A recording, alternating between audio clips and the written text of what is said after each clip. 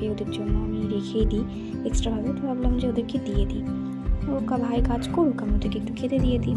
আর এই যে লাল কুকুরটা হচ্ছে ওর মা, ও খেয়ে এলো, তাও হলো না, ওর বাচ্চার খাবারটা খেয়ে নিতে হবে। আমি একটু তাড়িয়ে দিচ্ছিলাম। থার্ড টাইম এসেছিলাম বিস্কিট নিতে, তারপর আবার নেমে গেছিলাম, আবার উপরে যাচ্ছি। এটা হচ্ছে 4th টাইম, ঠিক আছে। যেতে যেতে ভাবলাম যে প্রচণ্ড গরম লাগছে, তাহলে ফ্রিজে হানা দিই। হ্যাঁ দেখলাম, জানি তো আইসক্রিম আছে, আইসক্রিমটা নিয়ে যাচ্ছিলাম।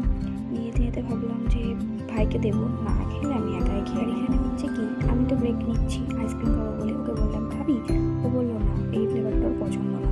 ওই যে ডিপ ফ্রিজারের ঢাকনাটা আমাদের কাছে ভেঙে, তার জন্য আইসক্রিম না আছে লিকুইড, এর অবস্থা একদম খারাপ।